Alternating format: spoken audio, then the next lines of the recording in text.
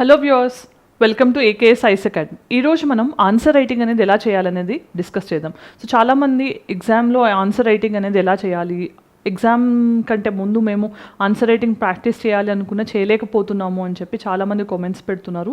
ఎలా రాయాలి, లేకపోతే ఇంట్రడక్షన్స్, కన్క్లూషన్స్ ఎలా ఇవ్వాలి అనే దాని గురించి కూడా చాలా క్వశ్చన్స్ కామెంట్స్ పెడుతున్నారు. దానికి సంబంధించి ఈరోజు వీడియోలో మనం సాధ్యమైనంత ఈజీగా ఆన్సర్ రైటింగ్ ఎలా చేయవచ్చు అనేది చూద్దాం. సో ఇది యూపీఎస్సీకి అయినా కానీ లేకపోతే groups examinations point of view కూడా యూస్ఫుల్గా ఉంటుంది, రైట్. ఫస్ట్ థింగ్ ఏంటంటే మనం గుర్తుంచుకోవాల్సిన ఆన్సర్ రైటింగ్ అనేది స్కిల్ ఒకటి. అంటే ఫస్ట్ థింగ్ అది మనకి ఒక రోజే డెవలప్ అవ్వదు. ఈరోజు నేను రాసే ఆన్సర్ బెస్ట్ ఆన్సర్గా ఉండాలి అనుకుని ఆ రోజు మాత్రమే నేను స్టార్ట్ చేస్తాను అనుకోకండి. సో ఏది వచ్చినా మీకు ఒక క్వశ్చన్ తీసుకోండి, చాలా సింప్లెస్ట్ క్వశ్చన్. ఎన్సీఆర్టీస్ చదివేటప్పుడు కూడా కొన్ని మనకి క్వశ్చన్స్ కనిపిస్తాయి, లేకపోతే ర్యాండమ్గా ఏదో ఒక క్వశ్చన్ తీసుకోండి. క్వశ్చన్ తీసుకున్న దాన్ని చాలా సింప్లెస్ట్గా మీకు ఏమనిపిస్తుంది రాయడానికి ట్రై చేయండి. అట్లీస్ట్ ఒక ఆర్గనైజ్డ్ మేనర్లో, అంటే ఇంట్రడక్షన్, బాడీ, కన్క్లూషన్ ఫార్మాట్లో మీకు ఎంత తెలిస్తే అంత రాయడానికి ట్రై చేయండి. ఈవెన్ హాఫ్ పేజ్ రాయకపోయినా పర్లేదు, బట్ అటెంప్ట్ అనేది ఇంపార్టెంట్. అలా రాస్తూ ఉండేసరికి ఏమవుతుందంటే మీకు థాట్స్ అనేవి అట్లీస్ట్ గ్రూప్ అవుతూ ఉంటాయి. రీఆర్గనైజ్ చేసుకోవడము, ఆ థాట్ మేకింగ్ ప్రాసెస్ అనేది చాలా చాలా హెల్ప్ చేస్తుంది. So it is a skill అనేది గుర్తుంచుకోండి. ఒకటేసారి రాదు, అది over a period of time develop అవుతూ ఉంటుంది. మనం జనరల్గా చూస్తుంటాం కదా, ఒక ప్రాక్టీస్ మేక్ మ్యాన్ పర్ఫెక్ట్ అని. సేమ్ అలానే మనకి ఆన్సర్ రైటింగ్ అనేది కూడా ఎంత ప్రాక్టీస్ చేస్తే అంత మంచి అవుట్కమ్ ఉంటుంది. సో నెక్స్ట్ మనం చూస్తే కనుక, సో ఫస్ట్ క్వశ్చన్ని ఎలా అండర్స్టాండ్ చేసుకోవాలని చాలామంది అడుగుతుంటారు. సో ఒక క్వశ్చన్ని మనం చదివేటప్పుడు అండర్లైన్ చేసుకోండి. కీవర్డ్స్ ఏంటి, మీరు ఆ క్వశ్చన్ ఐడెంటిఫై చేసినవి వాటిని అండర్లైన్ చేసుకుంటూ వాటిని నెంబరింగ్ ఇవ్వండి. ఫస్ట్, సెకండ్, థర్డ్, ఫోర్త్ అని అట్లా నెంబరింగ్ ఇస్తూ వాటిని కాంపోనెంట్స్లో బ్రేక్ చేస్తూ ఈచ్ కాంపోనెంట్ని అడ్రస్ చేయడానికి ట్రై చేస్తే అంత క్వశ్చన్ కూడా మీరు ఈజీగా ఆన్సర్ చేస్తారు. అంటే ప్రతి పార్ట్ ఆఫ్ ద క్వశ్చన్ని అడ్రస్ చేస్తారు. సో ఎగ్జామినర్కి డిడక్ట్ చేయడానికి మార్క్స్ స్కోప్ ఎక్కడా కనిపించదు, రైట్. నెక్స్ట్, అసలు సబ్స్టాంటివ్ కంటెంట్ అనేది ఎలా ఇవ్వాలి అనేది కూడా చాలామంది క్వశ్చన్. దాని గురించి కూడా ఈ వీడియోలో మనం క్లియర్గా తెలుసుకుందాం. నెక్స్ట్, వాస్ట్ సిలబస్ ఉంటుంది. సో ఈవెన్ గ్రూప్స్లో అయినా మనకి యూపీఎస్సీలో అయినా కూడా ఇంత సిలబస్ ఎక్కువ ఉంటుంది. దాన్ని మళ్ళీ తక్కువ టైంలో, అంటే 4-5 days ఎగ్జామ్స్ జరుగుతుంటాయి, ఆ టైంకి మనం కంప్లీట్ చేసేటట్టు రివిజన్ అనేది ఉండాలి. మరి ఇంత సిలబస్ని అంత తక్కువ టైంలో రివైజ్ చేయడము, మళ్ళీ ఆన్సర్ రైటింగ్ ప్రాక్టీస్ చేయడము పాసిబులా అంటే, ఎవ్రీడే స్టార్ట్ చేసి ఎవ్రీడే ఒక క్వశ్చన్, 2 questions, 3 questions అట్లా ఇంక్రీజ్ చేస్తూ వెళ్తూ మనం రాస్తూ ఉంటే కనుక ఖచ్చితంగా సాధ్యమే అవుతుంది. నెక్స్ట్ మనం చూస్తే అసలు వాట్ ఈస్ బీయింగ్ ఆస్క్డ్ అంటే వాట్ డూ యూ నో అనే దానికి ఎక్కువగా ఫోకస్ ఉంటుంది. సో మనకు తెలిసింది రాస్తూ ఉంటాం అనమాట, కానీ అక్కడ ఏం అడుగుతున్నారు అనే దాన్ని మనం ఆలోచించకుండా రాస్తే marks Rao. So exams point of view చాలామంది చేసే తప్పిదే. సో మనకి తెలిసింది రాసేసి నేను బాగా రాశాను అనుకుంటున్నాం, కానీ అక్కడ ఏం అడిగారో రాస్తే మాత్రమే మార్క్స్ వస్తాయి. సో ఇది గుర్తుంచుకోండి. అట్ ద సేమ్ టైం క్వశ్చన్లోనే ప్రతి పార్ట్ని అడ్రస్ చేసే కెపాసిటీ ఉన్నప్పుడే ఎక్కువ మార్క్స్ వస్తాయి అన్నమాట, రైట్. నెక్స్ట్, ఇప్పుడు అసలు కాంపోనెంట్స్ ఎలా రాయాలి, ఇంట్రొడక్షన్స్, బాడీ, కన్క్లూషన్స్ ఎలా ఉండాలో చెప్తాను. సో ఇంట్రొడక్షన్ అనేది మీకు షార్టెస్ట్ సమ్మరీగా ఉండాలి. అంటే మీ ఎగ్జామినర్ మీ ఆన్సర్ కాపీ చదివేటప్పుడు ఇంట్రొడక్షన్ చూడగానే ఆయనకి మీరు ఏం రాస్తున్నారు, నిజంగానే రిలవెంట్గా రాసారా లేదా అనేది ఇంట్రొడక్షన్లోనే అర్థమైపోతుంది అనమాట. సో మీ ఆన్సర్ యొక్క షార్టెస్ట్ పాసిబుల్ సమ్మరీ ఏదైతే ఉంటుందో దాన్ని ఇంట్రొడక్షన్గా చూడాలి. అండ్ ఇక్కడ ఒక థంబ్ రూల్ ఉంటుంది. ఏంటి అంటే, సో జనరల్గా మనకి ఫర్ ఎగ్జాంపుల్ 150 word క్వశ్చన్ ఇచ్చారు అనుకుందాం, 150 wordsలో రాయమన్నారు. అంటే 150 wordsలో మనం ఎప్పుడైనా కూడా ఇంట్రొడక్షన్ అండ్ కన్క్లూషన్కి ఎంత స్పేస్ ఇవ్వాలి, బాడీకి ఎంత స్పేస్ ఇవ్వాలి అనేది ఒక క్వశ్చన్ కామన్గా అడుగుతూ ఉంటారు. సో ఇక్కడ మెయిన్గా ఇంట్రొడక్షన్ అండ్ కన్క్లూషన్ ఎప్పుడు కూడా 1/3 ఆఫ్ యువర్ ఆన్సర్ ఉండాలి. 1/3 అంటే అవుట్ ఆఫ్ 150 మనకి 50 words అనేది ఇంట్రొడక్షన్, కన్క్లూషన్లో ఉంటే, రెండింటికి కలిపి ఇండివిజువల్గా కాదు, at the same time body అనేది 100 wordsలో ఉండాలి. అంటే మీ exact demand, main demand of the question ఎక్కడ ఉంటుంది, డిమాండ్ అనేది బాడీలో రిఫ్లెక్ట్ అవుతుంది. మరి ఇంట్రొడక్షన్, కన్క్లూషన్స్ అనేవి దానికి తగ్గట్టు 50 wordsలో 25-25లో ఉండాలి. మరి ఇంట్రొడక్షన్లో మనం ఏం రాస్తాం అంటే, ఇంట్రొడక్షన్లో దానికి సంబంధించి ఒక మెయిన్గా ఇంట్రొడక్షన్ అనేది చాలా ఇంట్రెస్టింగ్ అనిపించాలి ఎగ్జామినర్కి. సో మనం డెఫినేషన్తో స్టార్ట్ చేయొచ్చు. కొన్నిసార్లు టెక్నికల్ సబ్జెక్ట్స్ ఉంటాయి, లైక్ ఎకానమీ అయి ఉండొచ్చు, ఎస్ఎన్టీ అయి ఉండొచ్చు. సో ఇలాంటి సబ్జెక్ట్స్లో మనం టెక్నికల్ టర్మ్స్ ఉన్నప్పుడు వాటి డెఫినేషన్స్తో స్టార్ట్ చేయొచ్చు.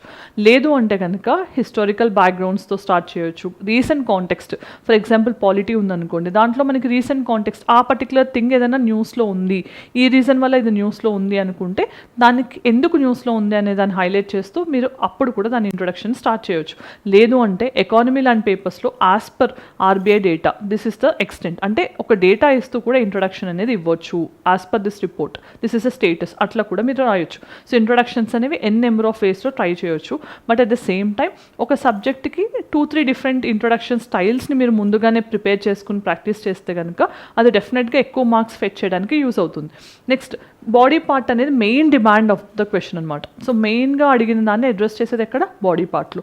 మరి దీంట్లో ఏం రాయాల్సి ఉంటుంది, అండర్లైన్ చేసుకున్న కీవర్డ్స్ ఒక్కొక్క దాన్ని అడ్రస్ చేసుకుంటూ రండి. అట్ ద సేమ్ టైం మనకు అక్కడ ఇచ్చిన కీవర్డ్ ఏంటి అంటే డిస్కస్ ఇచ్చారా, అనలైజ్ ఇచ్చారా, క్రిటికల్లీ ఎగ్జామిన్ ఇచ్చారా, ఇలాంటి వాటిని అబ్జర్వ్ చేసుకోండి. డిస్కస్ అంటే ఏంటి, దానికి సంబంధించిన అన్ని అంశాలు డిస్కస్ చేస్తాం. అనలైజ్ అంటే క్వశ్చన్ని పార్ట్స్లోకి బ్రేక్ చేసి ఈచ్ పార్ట్ని అడ్రస్ చేయడానికి ట్రై చేయాలి. Critical examine or critical analyse అన్నప్పుడు మనం క్రిటికల్ లెన్స్లో చూడాల్సి ఉంటుంది. సో పాజిటివ్స్ నెగిటివ్స్ రెండింటిలో కూడా మనం నెగిటివ్ లెన్స్ని ఎక్కువగా అడాప్ట్ చేసుకుని చూడాల్సి ఉంటుంది. అలా మీరు రాసే ఆన్సర్ కానీ మీరు రాసే ప్రతి పాయింట్ కూడా 2 సైడ్స్ని రిఫ్లెక్ట్ చేసేటట్టు ఉండాలి. మీకు నచ్చినా నచ్చకపోయినా ఒక విషయం గురించి 2 వైపులా చూపించడం అనేది ఆన్సర్లో కనిపించాలి. 2 వైపులా కాకుండా మీరు ఒక స్టాండ్ మీకు ఏది నచ్చిందో అది మాత్రమే ఆన్సర్లో రిఫ్లెక్ట్ అయితే మీ స్టాండ్తో ఎగ్జామినర్ ఏకీభవించవచ్చు లేకపోవచ్చు కూడా. అందుకోసం అని చెప్పి 2 సైడ్స్ని కూడా రిఫ్లెక్ట్ చేయడానికి ట్రై చేయండి. But based on the keyword దాన్ని ఎక్కువగా ప్రయారిటైజ్ చేయడానికి ట్రై చేయండి. సో నెక్స్ట్ బాడీలో ఏం రాస్తూ ఉంటాం మనం అనేది నేను కొంచెం సేపట్లో చెప్తాను. And conclusion point of view చూస్తే కనుక మనకి షార్టెస్ట్ సమ్మరైజేషన్ చేస్తాం. అసలు దానికి సంబంధించి ఒక ముగింపు అనమాట. సో అది పాజిటివ్గా ఎలా ఎండ్ చేయాలనేది వెరీ ఇంపార్టెంట్. సో కన్క్లూజన్స్ ఎప్పుడు కూడా పాజిటివ్గానే ఉండాలి. It should not be in a negative way, ఆప్టిమిస్టిక్గా ఫ్యూచర్ ఓరియంటెడ్గా ఉండాలి. సో మీకు ఏం తెలియాలి అంటే సబ్జెక్ట్ వైజ్ కన్క్లూషన్స్ అనేవి మనం ప్రిపేర్ చేసుకోవచ్చు. సో గవర్నెన్స్ అంటే ఏఆర్సీ రికమెండేషన్స్ రాయడము అలాంటివి ప్రాక్టీస్ చేయొచ్చు. ఎస్ఎన్టీ అంటే దాని యొక్క అప్లికేషన్స్ అనేవి ఫ్యూచర్లో ఎలా హెల్ప్ అవుతాయి అనేది రాయొచ్చు. ఎకానమీ పాయింట్ ఆఫ్ వ్యూలో మనం దాన్ని ఇండియన్ ఎకనామిక్ గ్రోత్ అండ్ డెవలప్మెంట్కి, ఎన్వైరన్మెంట్ సస్టైనబిలిటీకి ఎలా యూస్ చేస్తామని రాయొచ్చు. పాలిటీ పాయింట్ ఆఫ్ వ్యూలో దాని వల్ల మనకు వచ్చే బెనిఫిట్స్ ఏంటి, కాన్స్టిట్యూషన్ ఎందుకు ఇచ్చింది అనే దాన్ని సమ్మరైజేషన్గా రాయొచ్చు. ఇలా సబ్జెక్ట్ స్పెసిఫిక్ కన్క్లూజన్స్ని మనం ఒక స్ట్రక్చర్ ఫార్మాట్ని డెవలప్ చేసుకుంటే కనుక అది హెల్ప్ అవుతుంది. అట్ ద సేమ్ టైం మన ఆన్సర్లో ఒక ఫ్లో అంటూ ఉండాలి. సో మీరు రాసిన ఫస్ట్ పాయింట్కి సెకండ్ పాయింట్కి లింక్ అనేది ఉండాలి. ఇండైరెక్ట్గా ఎస్టాబ్లిష్ అవుతూ ఉండాలి. అది డైరెక్ట్గా మీరు from the first point second point అన్నట్లు లింక్ అక్కర్లేదు. బట్ మీ ఫస్ట్ పాయింట్ అనేది it should be in continuation to the second point అనమాట. Then presentation. సో ప్రెజెంటేషన్ అనేది చాలామంది అనుకుంటారు హ్యాండ్ రైటింగ్ బాగుంటే సరిపోతుంది అని. It's not about hand writing. మీరు రాసే ఆన్సర్ని ఎంత స్కిల్ఫుల్గా ప్రజెంట్ చేస్తున్నారు అని. సో మీకు తెలిసిన దాన్ని ప్రజెంట్ చేయడంలోనే చాలా వరకు అడ్వాంటేజ్ అనేది ఉంటుంది. అంటే మనకు తెలిసిన విషయాన్ని చాలా ఈజీగా సింప్లిఫైడ్గా రాయొచ్చు. సో మొత్తం కూడా మీరు వర్డ్ ఫార్మాట్లో ఇట్లా పైనుంచి కింద రాస్తే అది ప్రెజెంటేషన్ అనేది అట్రాక్టివ్గా ఉండదు. అలా కాకుండా 2 పాయింట్స్ రాసిన తర్వాత ఒక డయాగ్రామ్. సో దీన్ని డయాగ్రమెటిక్గా రిప్రజెంట్ చేయాలనే ఆలోచన మనకి రావాలి. దాన్నే ప్రెజెంటేషన్ అంటాం. సో దీని తర్వాత ఒక టేబుల్ వేయడము ఇలాంటివి డిఫరెంట్ థింగ్స్ని ట్రై చేస్తే కనుక ఎగ్జామినేషన్ పాయింట్ ఆఫ్ వ్యూలో మనకి అది యూనిక్ ప్రెజెంటేషన్ వల్ల ఎక్కువ మార్క్స్ సాధించడానికి హెల్ప్ అవుతుంది అనమాట. Right, presentation point of view. మరి అసలు దీన్ని మనం మెయిన్స్ ఆన్సర్ రైటింగ్ అనే దాన్ని ఎలా డెవలప్ చేసుకోవాలి అంటే పీవైక్యూస్ సిలబస్ని చూస్తూ మీకు దానికి ఎక్కువగా రిపీట్ అవుతున్న థీమ్స్ ఏంటి అనే వాటిని ఐడెంటిఫై చేసుకుని సబ్జెక్ట్ వైజ్ వాటిలో ఫస్ట్ బేసిక్స్ నుంచి స్టార్ట్ చేయండి. ఎన్సీఆర్టీలో వెనక ఇచ్చిన క్వశ్చన్స్ చాప్టర్ వెనక ఇస్తారు కదా, ఆ క్వశ్చన్స్తోనే ఆన్సర్ రైటింగ్ స్టార్ట్ చేయండి. సో ఎంత రాసినా తప్పు లేదు, తప్పు రాసినా తప్పు లేదు. సో తక్కువ రాసినా కూడా you can improve over a period of time. Number of revisions పెరిగే కొద్దీ కంటెంట్ ఇంప్రూవ్ అవుతుంటుంది, దానివల్ల మీకు ప్రాబ్లం ఉండదు. సో క్వశ్చన్ని 2-3 టైమ్స్ చదవడము, ఈచ్ పార్ట్ని అండర్లైన్ చేసుకుంటూ దాన్ని అడ్రస్ చేయడానికి ట్రై చేయాలన్నమాట. సో ఇలాంటి కీవర్డ్స్ అనేవి very important. So introductions types ఏంటని మనం ఆల్రెడీ చూసాము. సో డెఫినేషన్స్ అయినా, డేటా అయినా, రీసెంట్ కాంటెక్స్ట్ అయినా, హిస్టారికల్ బ్యాక్గ్రౌండ్ అయినా ఇలాంటి వాటితో కూడా ఇంట్రొడక్షన్స్ని స్టార్ట్ చేయొచ్చు. సో నెక్స్ట్ మనం చూస్తే కనుక బాడీ పార్ట్. సో బాడీలో ఏం రాస్తాము జనరల్గా అంటే పాజిటివ్స్ నెగిటివ్స్ ఒక విషయం గురించి రాయొచ్చు. లేదు అంటే కనుక కాన్స్టిట్యూషనల్ ప్రొవిజన్స్ ఏంటి, సుప్రీంకోర్టు కేసెస్ ఏంటి అనేది రాస్తూ మనం జనరల్గా ఇక్కడ ఈ మెయిన్ థింగ్స్ లేకపోతే కాన్స్టిట్యూషనల్ ఫీచర్స్ ఏదైనా యాక్ట్స్ ఉన్నాయా దీనికి సంబంధించి ఇలాంటి వాటిని కోట్ చేస్తూ ఎప్పుడూ కూడా మల్టీ డైమెన్షనల్ అప్రోచ్లో రాయడానికి ట్రై చేయండి. సో మల్టీ డైమెన్షనల్ అప్రోచ్ అంటే ఏంటి, సోషల్ ఇష్యూస్ ఏమైనా ఉన్నాయా, లీగల్ ఇష్యూస్ ఉన్నాయా, ఎకనామిక్ ఇష్యూస్ ఉన్నాయా, political involvement and political issues ఉన్నాయా ఆర్ ఇంప్లికేషన్స్ ఉన్నాయా, ఎన్వైర్మెంటల్ యాంగిల్ ఏమైనా ఉందా. సో ఇలా మల్టీ డైమెన్షనల్గా మనం రాస్తే కనుక it will definitely help us to gain more marks అనమాట.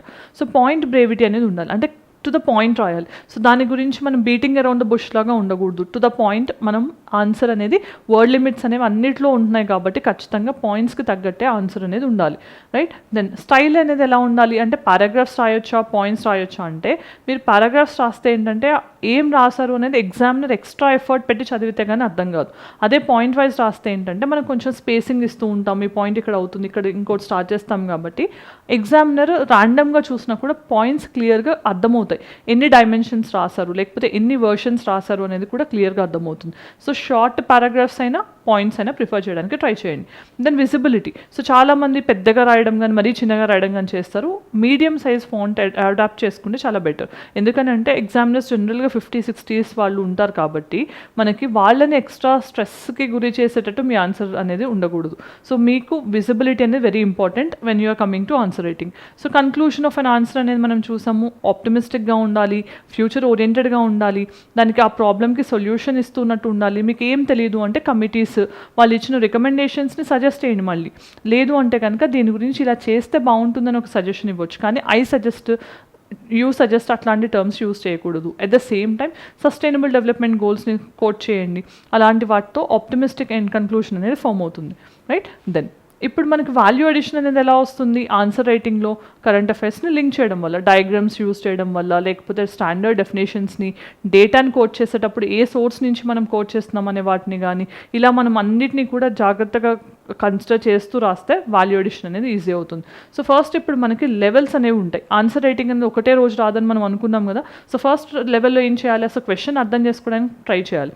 ఎప్పుడైనా కూడా ఇంట్రడక్షన్, బాడీ, కన్క్లూషన్, సో ఈ ఫార్మాట్లో రాస్తున్నామా లేదని చూసుకోవాలి. దాని తర్వాత అసలు డిమాండ్ అర్థమైందా లేదా, నాకు డిమాండ్ అర్థమైందా, దానికి తగ్గట్టు నేను రాస్తున్నానా లేదా, and next time and word లిమిట్లో రాయడానికి ట్రై చేయాలి. సో ఈ 3 థింగ్స్ని ఫోకస్ చేస్తే కనుక ఆన్సర్ రైటింగ్ అనేది చాలా బెస్ట్గా ఉంటుంది, right. At the same time so ఇప్పుడు ఫస్ట్ క్వశ్చన్ అర్థం చేసుకోవడం వచ్చింది, నేను కరెక్ట్గానే అర్థం చేసుకుంటున్నాను అనుకుంటే అప్పుడు మీ ఆన్సర్ అనే దాన్ని మోర్ స్పెసిఫిక్గా, అడుగుతున్న దాన్ని ఎక్కువ స్పెసిఫిక్గా రాయడానికి ట్రై చేయండి. అలానే ప్రెజెంటేషన్స్, వాల్యూ ఎడిషన్స్ అనేవి థర్డ్ స్టేజ్ ఆర్ ఫైనల్ స్టేజ్లో చేయాలి.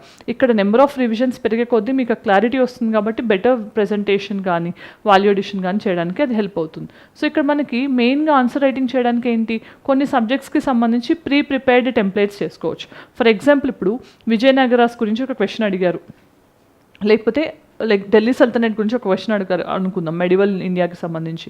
సో మరి ఢిల్లీ సల్తనెట్స్ ఆర్ట్ అండ్ ఆర్కిటెక్చర్ ఎలా ఉందని క్వశ్చన్ అడిగితే దాని కంటిన్యూషన్ లెగసీ అనేది మొఘల్స్ మీద ప్రొఫౌండ్ ఇంపాక్ట్ చూపించింది అని ఒక లైన్ రాస్తే సరిపోతుంది. అంటే ఏంటి, మీకు ఇక్కడ ఏం తెలియాల్సిన అవసరం లేదు. ఆఫ్టర్ ఢిల్లీ సల్తనెట్ మొఘల్స్ రూల్ చేశారు అంటే వాళ్ళ ఇన్ఫ్లుయెన్స్ అనేది వీళ్ళ మీద ఎంతో కొంత ఉంటుంది. సో ఆ కంటిన్యూటీ అనే దాన్ని మనం ఎలా ప్రెజెంట్ చేస్తున్నాం అనేది it's all about that particular thing. అంటే మనం అలా హిస్టరీ ఓరియంటెడ్ కన్క్లూషన్స్ రాయొచ్చు. సో ఎకానమీ ఆర్ ఎన్వైర్న్మెంట్ అంటే ఎప్పుడు కూడా సస్టైనబిలిటీకి, ఎకనామిక్ డెవలప్మెంట్తో పాటు ఎన్వైర్న్మెంట్ సస్టైనబిలిటీకి ఛాన్స్ ఉండాలి అన్నట్టు ఆప్టిమిస్టిక్ కన్క్లూషన్స్ రాయాల్సి ఉంటుంది. సో దెన్ మన డయాగ్రామ్స్ని, ఫ్లో చార్ట్స్ని, మోస్ట్ యాంటిసిపేటెడ్ టాపిక్స్ ఏవైతే ఉంటాయండి వీటి నుంచి క్వశ్చన్స్ వచ్చే ఛాన్స్ ఉందనుకుంటామో వాటికి తగ్గ డయాగ్రామ్స్, ఫ్లో చార్ట్స్ ముందుగానే ప్రిపేర్ చేసుకుంటే అది చాలా హెల్ప్ అవుతుంది. The same time multi dimensional thought process అనేది కూడా అడాప్ట్ చేసుకుంటే బెటర్ అనమాట, right. So at the same time ఇప్పుడు ఈ క్వశ్చన్ చూద్దాం. సో దీంట్లో discuss the role of presiding officers of the state legislatures in maintaining order or impartiality in conducting legislative work and in facilitating best democratic practices. So first ఏం చెప్పాను, క్వశ్చన్ని break చేయాలి. So ఇక్కడ role of presiding officers. So presiding officers ఎవరు, state లెజిస్లేచర్స్లో అంటే speaker and శాసన మండలికి సంబంధించి చైర్మన్. సో ఇక్కడ వాళ్ళు ఆర్డర్ అండ్ ఇంపార్షియాలిటీ ఎట్లా మెయింటైన్ చేస్తున్నారు అనేది మేము రాయాల్సి ఉంటుంది. సో ఫస్ట్ పార్ట్ ఇది. దాంతోపాటు వాళ్ళు బెస్ట్ డెమోక్రటిక్ ప్రాక్టీసెస్ ఎట్లా ఫెలిసిటేట్ చేస్తున్నారు అనేది మెయిన్ థింగ్ అనమాట, ఫెసిలిటేట్ చేస్తున్నారు. సో మనకి ఇక్కడ ప్రిసైడింగ్ ఆఫీసర్స్ అంటే ఇంట్రొడక్షన్ పాయింట్ ఆఫ్ వ్యూలో వాళ్ళు ఎందుకు ఉన్నారు, ఆర్డర్ అండ్ డెకోరం ఉండేటట్టు చూసుకోవడానికి అని, లేకపోతే వాళ్ళకి సంబంధించిన ఆర్టికల్స్ ఏంటి అనేది స్టార్ట్ చేస్తూ రాయొచ్చు, right. At the same time తర్వాత రోల్ ఆఫ్ ప్రిసైడింగ్ ఆఫీసర్స్ అనడానికి ఒక 2-3 పాయింట్స్ ఇవ్వండి. సో వాళ్ళు హౌస్లో బిజినెస్ని కండక్ట్ చేస్తారు, బిల్స్ని ఇంట్రడ్యూస్ చేయడానికి వాళ్ళు పర్మిషన్ అవసరం, ఇలాంటి వాటిని. At the same time impartiality. So కొన్నిసార్లు మనకి మనీ బిల్ని సర్టిఫై చేయాలంటే అది అసెంబ్లీ స్పీకర్ కానీ మనకి పైన స్పీకర్ ఆఫ్ ద లోక్సభ కానీ చేస్తూ ఉంటారు. సో అలాంటి టైంలో డిఫెక్షన్స్ పాయింట్ ఆఫ్ వ్యూలో వాళ్ళు న్యూట్రల్గా ఉండాలి. ఇలాంటి వాటిని ఇంపార్షియాలిటీకి ఎగ్జాంపుల్స్గా చెప్పొచ్చు. అట్లా 2-3 డైమెన్షన్స్ రాసిన తర్వాత ఇక్కడ బెస్ట్ డెమోక్రటిక్ ప్రాక్టీసెస్ని ఎలా వాళ్ళు ఫెసిలిటేట్ చేస్తున్నారు అనేది కూడా అడుగుతున్నారు. So best democratic practices point of వ్యూలో స్పీకర్ న్యూట్రల్గా ఉంటూ ఎలాంటి వాటిని ఎన్షోర్ చేస్తున్నారు అనేది మీరు సెకండ్ పార్ట్లో రాయాల్సి ఉంటుంది. So first part, second part అనమాట. సో ఇలా 2 పార్ట్స్ని అడ్రస్ చేసేటప్పుడు మీరు కోర్ట్ కేసెస్ని యూజ్ చేయొచ్చు, ఆర్టికల్స్ని యూజ్ చేయొచ్చు, అండ్ రీసెంట్ ఎగ్జాంపుల్స్ ఏదైనా ఉంటే వాటిని కూడా కోట్ చేయొచ్చు. ఇలా మల్టిపుల్ థింగ్స్ని మనం ఇంక్లూడ్ చేసి రాస్తే కనుక ఎగ్జామినేషన్స్లో మోర్ మార్క్స్ వస్తాయి అనమాట. రైట్. సో దీనికి సంబంధించి ఇంకో ప్రాక్టీస్ క్వశ్చన్ కూడా ఇస్తున్నాను. So compare and contrast socio economic and cultural political aspects of Indus valley civilization with those of the Vedic age. So ఇక్కడ మన కంపేర్ అండ్ కాంట్రాస్ట్ అన్నప్పుడు సిమిలారిటీస్ రాయాల్సి ఉంటుంది, డిఫరెన్సెస్ కూడా రాయాలి. దేనికి సంబంధించి ఇండస్ వ్యాలీ సివిలైజేషన్కి వేదిక్ ఏజ్, లేటర్ వేదిక్ అయినా రిగ్వేదిక్ అయినా వాటికి సంబంధించిన సిమిలారిటీస్ ఏంటి, డిఫరెన్సెస్ ఏంటి అనేది, సిమిలారిటీస్ ఏమో పాయింట్ ఫార్మాట్లో రాయండి, డిఫరెన్సెస్ అనేవి టేబులర్ ఫార్మాట్లో రాయండి. అలా అయితే ప్రెజెంటేషన్ బాగుంటుంది. సో ఈరోజు మనం ఈ వీడియోలో మెయిన్స్ ఆన్సర్ రైటింగ్ అనేది ఎలా చేయాలి అనేది చూసాం. సో డీటెయిల్డ్గా చేయాలంటే ఇంకోసారి మనం కవర్ చేద్దాం. But it the beginning so inertia ఏదైతే ఉంటుందో దాన్ని ఓవర్కమ్ చేయడానికి ఈ వీడియో హెల్ప్ అవుతుందని భావిస్తున్నాను. ఈ వీడియో నచ్చినట్లయితే let me know in the comment section. Thanks for watching. See you again. All the very best.